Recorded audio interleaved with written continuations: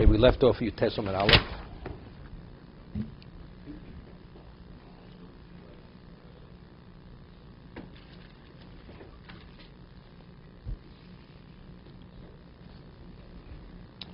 Okay, we left off Yutes. It's about 15 lines from the bottom. We had said that if a person has a red letter, and on Shabbos he takes black ink and he traces the red letter with black ink, so he's in violation of what? Mochek, because he's obliterating the red letter, and he's in violation of writing because the black letter is in place. So one action, he has a double liability: Mochek and Kosef.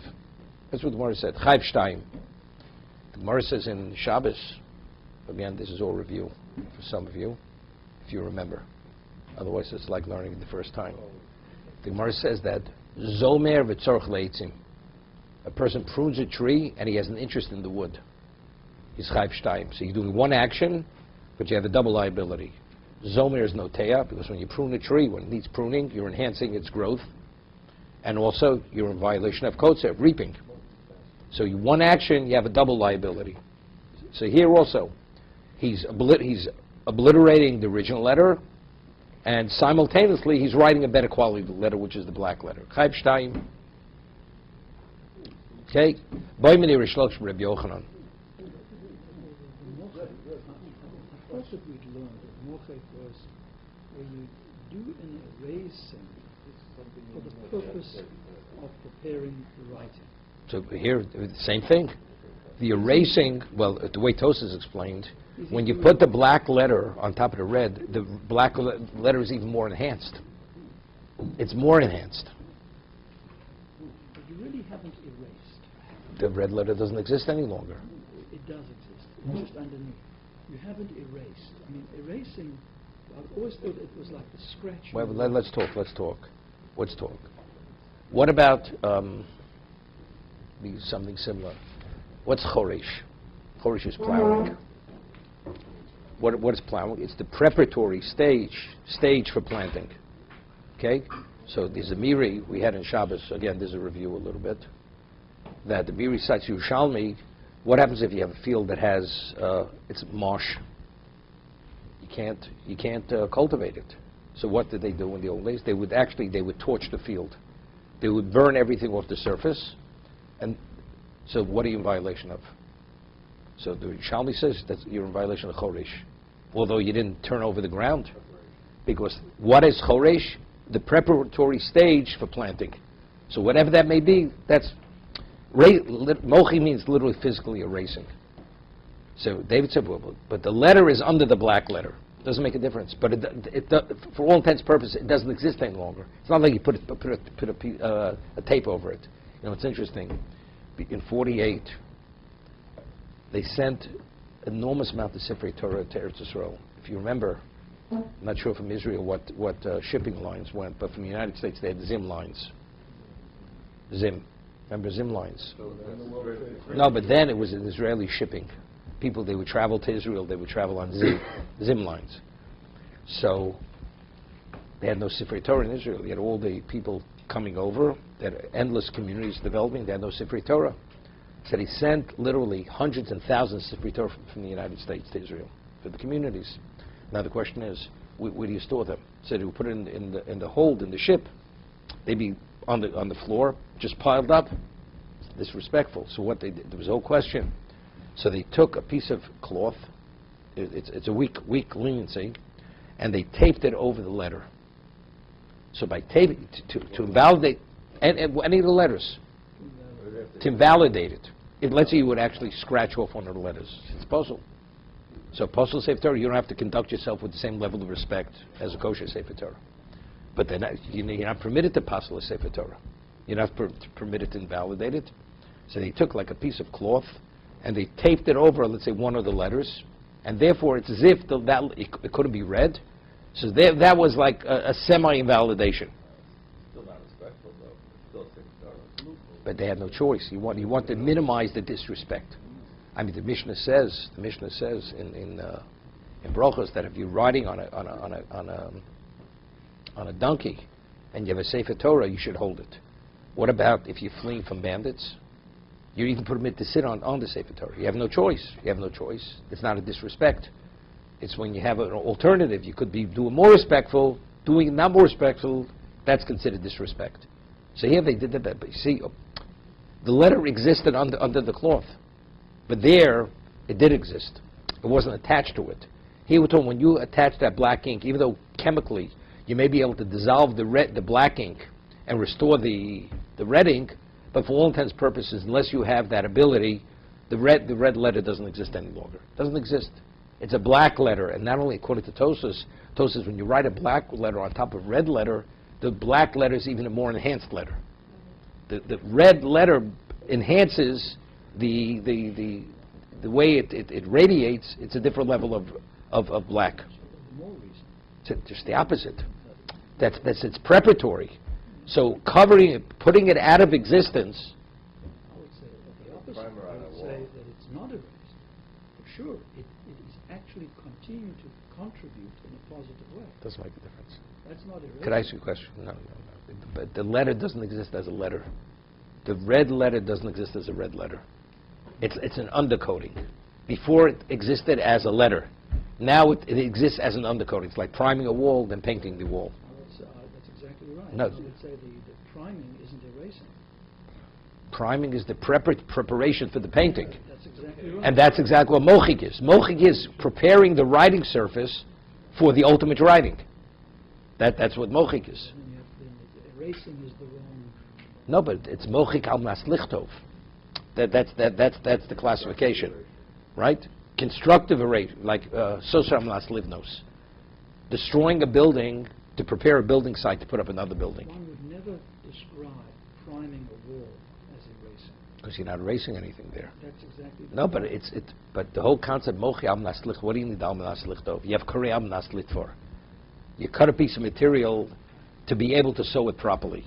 So even though you just look at that, if you don't understand what you're doing, it's a destructive act, right? But because it's al manas lit for, it's in preparation to sew. Therefore, the cutting is constructive rather than destructive. Same thing. You destroy a building, demolish a building, because you want to put up another building on the site.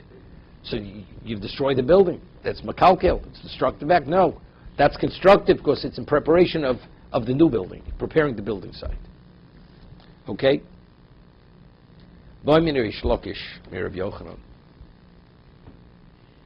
Rish Lakish posed the question to Rabbi Yochanan. Eidim she'en yodim lachtom.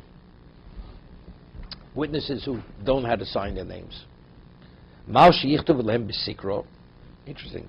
So write the letter, let's say the letters of the name in red ink. V'yachtom ksav elyon. V'yachtomu. And they'll cover it with what? With black ink. Right? Like regarding Shabbos. So which is the letter? The letter is what? Is the black letter. So the outline should be what should be red ink. And they'll trace the red ink with black ink for a get.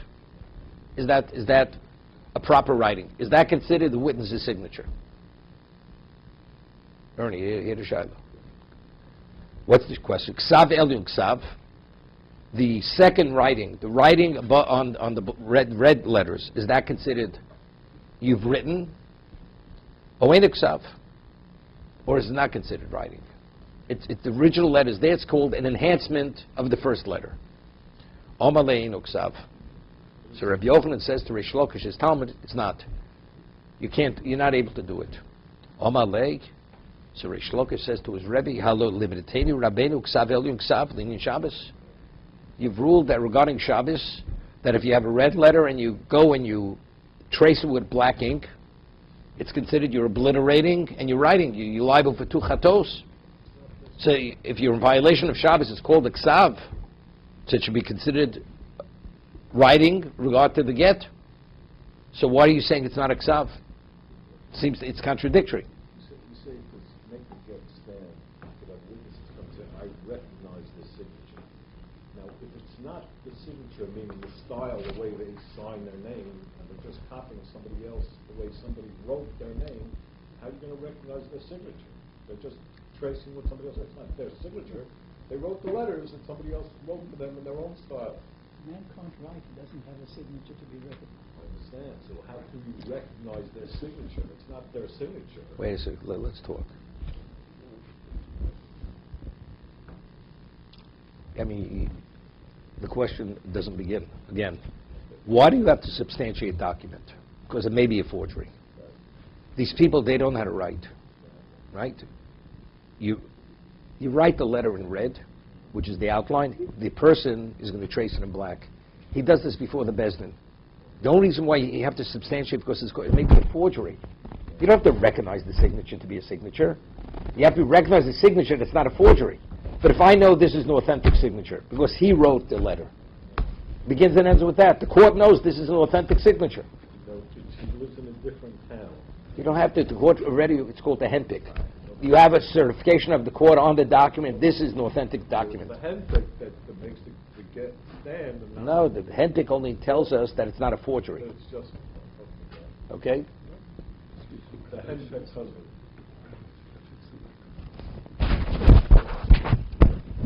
Okay.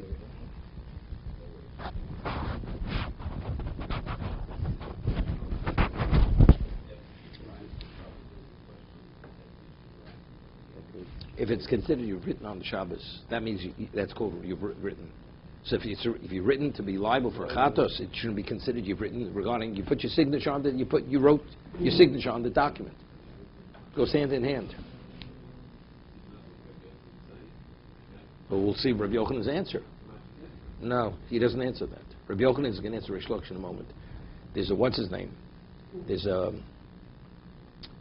halacha. What's writing? There are two types of writing. There's a writing called chok tochos and tocho urechos. We're going to have this in Hilchos Tefillin. What happens if you have a blotch of ink? The Russian Shabbos speaks about this. And you go and you scrape away the black ink, and you let's say you form a base. Right? You scraped away the inner part of this blotch, and by scraping the ink, a base develops. Did you write the base? You've never written it. By removing the ink in a certain way, the base, originally this ink, how did it come on the page? It was just a blotch. You chipped away, or you scratched away certain parts of that, the letter developed. Even if your intention is to write the base? You've never written it. That's not called writing. Writing means you have to write the letter. Okay? We're going to have in Hilchos Tefillin, let's say you have two letters, they touch. And when they touch, they appear to look like different letters. Right? And when you separate them, now they identify as the two letters what they're supposed to be. So in Tefillin, there's a halacha, it has to be kesidron. When you write it, it has to be written in order. Let's say a person wrote Tefillin and he left out a word, now you want to insert the word. It's not valid. In the Sefer Torah it is valid, but for mezuzah and Tefillin it's not valid. So let's say two letters were touching, and now the two letters, when they touch, they appear to be, they take on another form. Doesn't look like the letters. And now, by separating them, now each letter is going to appear to be as they're supposed to be. Tefillin apostle. Why? The apostle. Unless you did it right away before you wrote it on the Terrific, terrific. Right? You can't open the door unless you put the key in the lock. Okay? It's understood. So now, what's the reason? Because over there, how did the letters now take on the status of the letters? By scratching away the ink. So you didn't write all those letters. It's similar to you have a blotch of ink, and by chipping away the ink, the letter forms. That's called chok tochos. It's not valid. And we've shown them. What is that word translated? Chok. It's by chok means by scraping it away, it came about. Urechos means the yorech means like the thigh. You formed the actual letter itself. Chok urechos that's called writing. You wrote the letter. Tochos means it's only as a result of removal it came about. So technically you have to take up the whole word and start again. No, but if you went beyond it, you can't go back. You could go back only if you didn't write the Shem Hashem. Right, but a regular word, not Shem Hashem. No. But let's say you wrote 6 words after the word where the two letters were touching. Right. So the only way you could validate that means all the letters that followed, you have to erase. So let's say one of the words is Yud Kei Vav Kei. You can't erase it. That's Mechikas Hashem. You have to put it in Shemus. Wow, the whole film. Let's say it's that parchment. That parchment has to be put in Shemus. It doesn't make, even if you write over it, but it's still not written in consecutive order. Because the words that follow were written after this word that you... From there on, you go all the way forward. What does it help you? Understand? Two letters were touching earlier. So you separate them. Now you go back to before, and you overwrite everything going forward to the rest. But first of all, if it's black on black, that's not called writing, that we had before. Right? It's only, the whole discussion is black on red. Because black is obliterating, right? That's the whole discussion over here. So are we saying with Rabbi Yochanan that any document that is signed in this fashion is no good? Would not be considered signed. It's not, because he didn't put a So signature. it's not just a halacha in get. It goes to any document this way. Correct. Any contract. Correct. Exactly. You haven't written. He hasn't put a signature down. And so he asked him, but we just finished saying regarding Shabbos, if you write, you trace a black with blacking on redding, that's considered writing. Yet you're liable for 2 chatos. So how do you reconcile the two? Right? What's the reason why he says it's not right? Well, we'll see in a moment. Did you hear David's question before? It wasn't so simple. That is writing. Because factually, simultaneously, the red letter enhances the black letter. So maybe the red letter does exist. Even though visually you can't see it, but factually it's contributing to the letter that you put on top of it. So it's interplaying simultaneously. So maybe that's an enhancement like black on black, even though you're freshening the original letter with the new letter, but that's called one letter, because that's called an enhancement. When you look at the pay inside the Sefer Torah, inside the pay, let's say the pay is black ink, inside the pay looks like a face in white. So, right, next time you look at the Sefer Torah, you see. So if the Sefer writes a pay, and inevitably it's creating an inside the white is pay, is that 2 letters he's creating into one? Okay, let's get back on track. Yeah, I'll look in Rashi. Okay. Okay. Stick to the henpeck. Okay.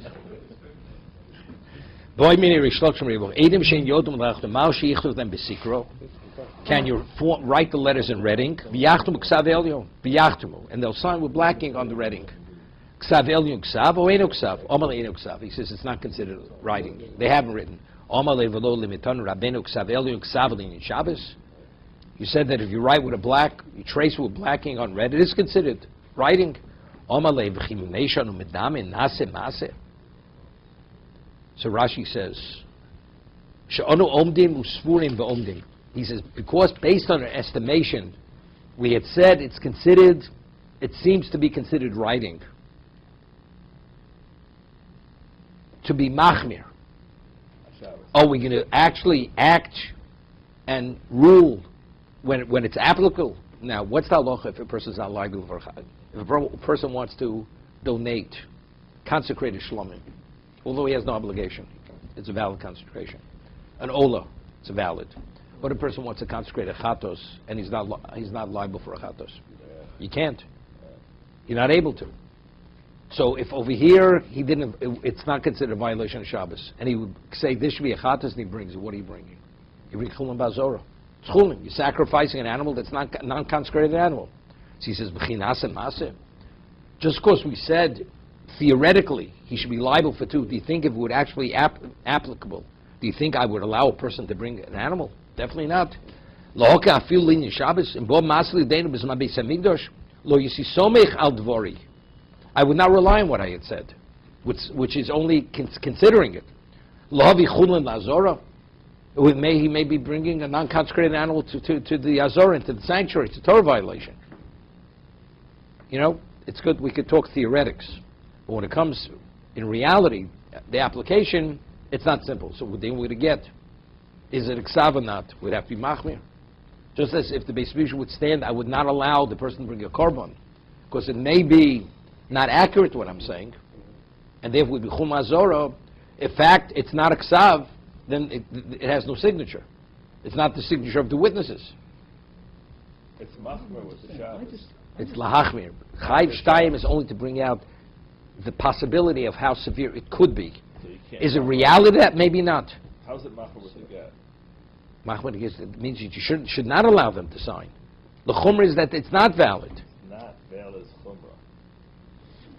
By Shabbos, the chumrah is that you should not put the black letter on top. Correct. By Right. get is that you should not rely on it to validate the signature, because it may not be a signature. And therefore, she may be an issue. You haven't given her a get. It's a problem. It's a problem. It's chumrah both ways. Correct. This answer undermines what we have said up to now. We said if you should take black and overwrite red, he's chayiv shtaim. Wait a second. There wasn't any question. David made. understands Rabbi Yochanan's words exactly the way Rish Lakish understood Rabbi Yochanan's words. I'm reading the Gemara just No. So that's Rish Lakish's question. But Rebbe, you taught us this. He says, when I taught it, it wasn't for actually to be applied. It seems to be that's the way it should be. That's what I meant. That's what he's going to. Then he was Wasn't very black and white. ambiguous, because if you took his words literally, you would have required the man to bring the fatos. Yeah, but since it's not B'smash B'smikdash Kayom, it's not a Talmud the Beis Mikdash exists. Therefore, it would seem to be. Look, when the Beis Mikdash exists, we'll have Tishbi Yitar Kushash Bayos. We have Elio there. But that's we don't see any of that. Now we're Okay. That's why if you have a Talmud like Rabbi Yochanan, like Rish Lakish, he brings it to light. Okay, so he's clarifying, elucidating what his Rebbe meant by asking the question. I mean, if we didn't have this second piece here, You would draw the same thing. temple came tomorrow, and this came before us. We would rule. The Gemara says clearly. You would say the get is a get. Bring two. No. Based on that, you would say, as Rish Lakish posed the question. Let me ask you a question. Why did Rish Lakish ask the question again? It's obvious. Rish Lakish was a smart man, right? He could rule himself. His Rebbe said, Chayiv Shtayim. What about regarding get? If it's considered writing for Shabbos, definitely it's considered a signature. What even posed the question to his Rebbe? What do you mean? Because because he himself was in doubt. Was Rebbe said it? He'd say it with definiteness, or may have been, maybe not. Otherwise, why ask the question? It's obvious, right? So you see, it's not so simple. He didn't take it face value, because if he took it face value, then of course the signature is a valid signature, writing, tracing, blacking, or reading. Right. Black on black is definitely writing. This is definitely not writing. Not writing. Not writing. Those is going to ask you a question, very interesting question. What happens if a get was written shlo lishmo with blanking, and you trace it over with blacking, and you write lishmo? Is it valid? The Gemara says later it's valid. So Tosas asked, but we said blacking or black, where it's an only enhancement, it's not called writing. So why, if the original the text was not written lishmo, so why when you trace it and you freshen up the letters with the second coat, why is that called lishmo? Because it's not writing. So, right? The old carbon paper that had the blue ink. What? Well, we'll see Tosas. So Tosas answers something similar to that. When you regarding Shabbos, what is the provision? Forming the letter. So the second letter is not really adding anything to the first letter, right? It's not. Same letter. It's the same letter. Regarding a get, if a get is written, the text is written shlo lishmo, it has no value, that text. So by covering it with the writing, although it's the same, you're just tracing it. But since you're infusing it with something which it's lacking, that gives the second writing value. Shabbos, the second value, what's its value? You're not permitted to write. It's written. That you're freshening, you're enhancing it, that's not sufficient to be in violation of writing. Still grounds that why didn't Rabbi Yochanan say take in the first one? It's Shabbos. It's not teku. It's not teku. It's not teku. He's not waiting for Leo. I just said that. He's not waiting for Leo. It's not teku. If it's not teku and it's definite. He didn't say definite. Definite. Sometimes you say la halacha v'lo l'maaseh. The Gemara says. Halachically speaking, probably that would be, but in actuality, you should be machmir. You shouldn't act on what I say. But now the question is, do you bring the fatos too or not? This is not. So Rabbi Yochanan said if the Beis Mikdash would exist, that he wouldn't allow chatos to be brought. He would not allow it. He would not allow. Because it would be chul lazora. It would be the equivalent It bringing. may be. Yeah, since it may be, therefore he would not allow it. Therefore, he would not allow it. Okay, so then... So if he would not allow it, so you wouldn't value this writing as a writing because it may not be a signature. Why didn't he state his position more clearly in the first place? Okay. If that is the case, why didn't he state it clearly? That's a big difference. He stated it in a way that you've come away from that. Let me give you an example. Let me tell you the way it works. A person says, in the regel, people used to gather to come hear shurim. Who said the shurim? The leading sages of generation. What was the value of that lecture? It was definitive halacha, how people should conduct themselves. That's what they came to hear. In that context, anything that's said is halacha. When you talk in a beis medrash and you discuss subject matters, although you say things, it doesn't mean practical halacha. It would seem to be. It's not definitive. It's not definitive. So that's what he asked his Rebbe. What we discussed, was it definitive, or was only it seems it should be that way, based on the logical approach. So that's what he said. It was not definitive. It was based. He's just clarifying what he meant, because it wasn't the context of giving a final rule. If you would ask Rabbi Yochanan the Shaydel Halacha, am I chayiv 2 chatos? And he said yes, that's definitive.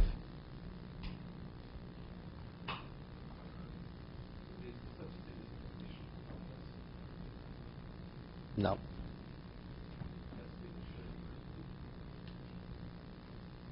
Okay, let's go further. But Rabbi Yochanan is really saying that he's not sure whether that's writing or not. That's why he's mouth. 1 second. Let's take a look at this Tosas here. Dio agabe dio, potur. Rabbi Yochanan says when you write a black letter, on a black letter, you potur. Right? That wasn't even a question. For erasing. You're not erasing. That's called enhancing. Okay? Tema. You know, when Tosas uses different terminologies. You could say v'koshe, v'im tomar, to express a question. Tema, it's like a wonder. You're taking it back. Da'ocha mashma, the dio agabe dio lo klumu. Linyan Shabbos. It's considered you've done nothing on a Torah level regarding Shabbos. Ernie, you see Tosas? V'adin linyan get, and the same thing would be true in regard to get. The medami b'somuch the Shabbos. Because we're equating Shabbos to get. It's one and the same. Even violation of Shabbos, definitely it would be considered writing. And if you're not, then definitely it's not considered writing. Correct?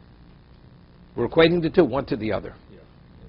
Umashma d'lekamad polik. It seems to be what Rabbi Yochanan says. Nobody's arguing on this fact. They go hand in hand.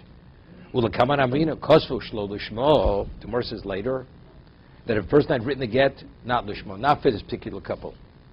The hever of kulmis lishmo. And he took the quill and he traced the letters over again with black ink and had in mind for this particular couple, for Reuven and Leah. Wait a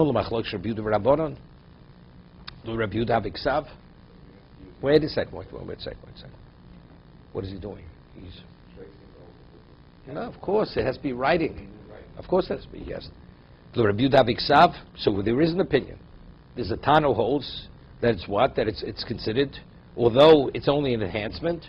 Regarding Shabbos, you're not going to be in violation, but yet in regard to get, it's valid. It's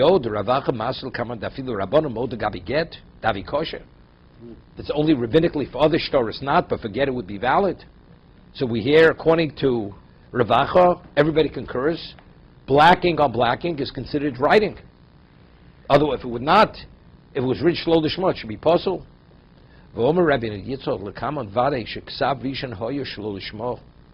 He says, regarding the get, that the first time he formed the letters, it was not with the proper intent.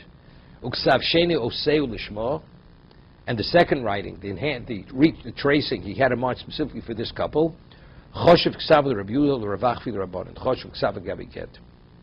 Why? Because again, what are the letters on the get?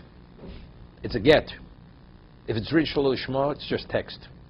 When you rewrite it and you're adding the intent, the letter takes on a whole different value.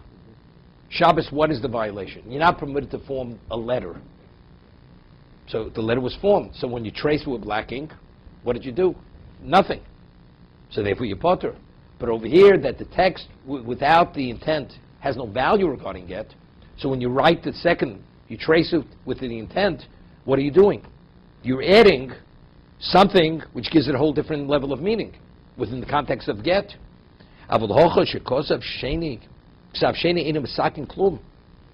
It's only an enhancement, but in regard to writing, you haven't written.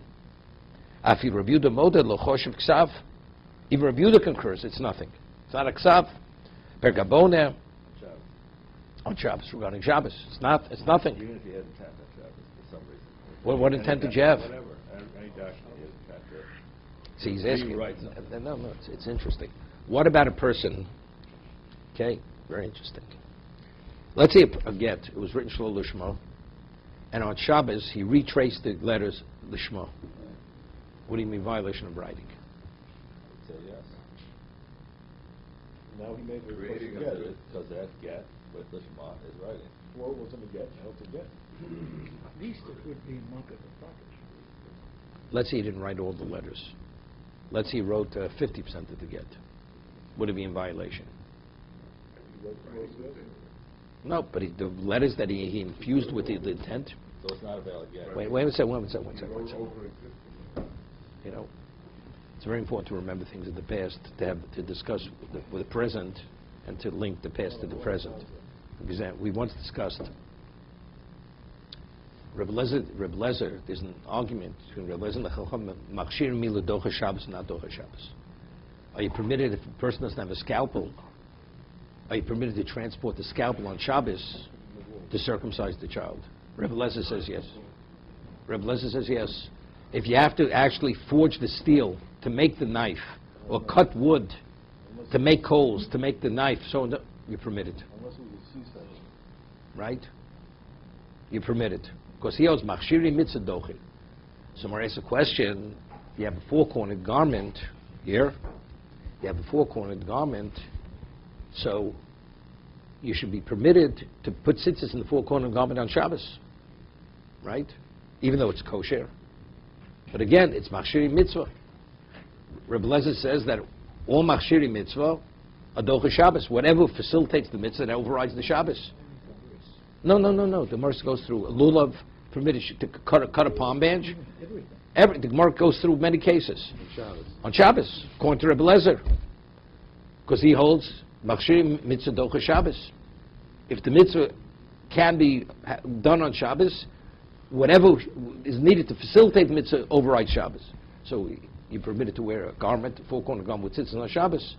So to facilitate that mitzvah, you should be permitted to tie strings into that corner, into four corners.